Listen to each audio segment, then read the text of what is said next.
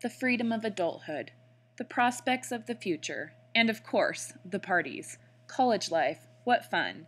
But what Nevada students may not realize is that they are especially vulnerable to an addiction that may take them by surprise: gambling. Adolescents in Nevada, college students in Nevada, are at the highest risk of all the population groups. Reno is home to dozens of casinos, most of which are just a stone's throw away from the University of Nevada, Reno. And statistics show a direct correlation between problem gambling and college students in Nevada over other states. From over 14% to over 18% of college students in Nevada, based on location and activity, would meet diagnostic criteria for problem or pathological gambling. That's over 3 times the national average, and another part of the problem is that gambling is so readily available. Most Nevada residents live within a mile of a slot machine. Because you gamble everywhere when you live in Reno.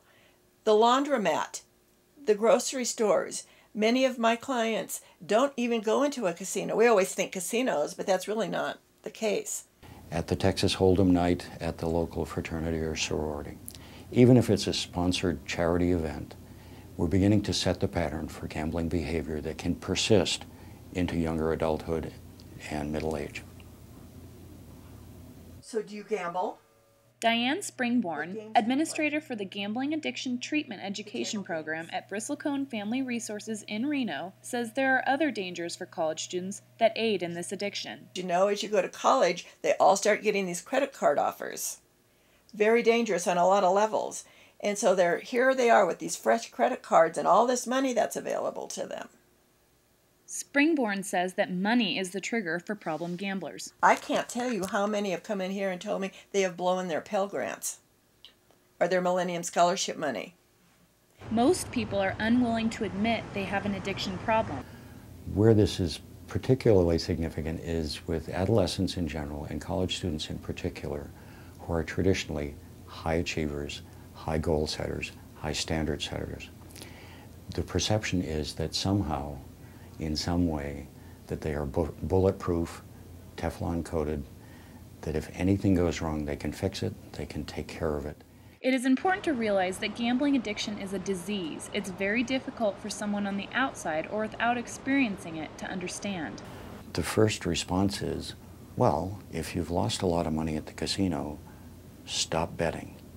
Don't go to the casino. Don't go to the track. Don't bet on the sports games. Just don't do it. If it were that simple, if it were merely a rational choice or a matter of willpower, almost no gamblers would have problems.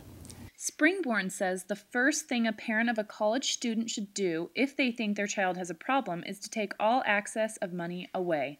They cannot regulate that money. They cannot. It's like putting a line of cocaine in front of someone who's cocaine dependent.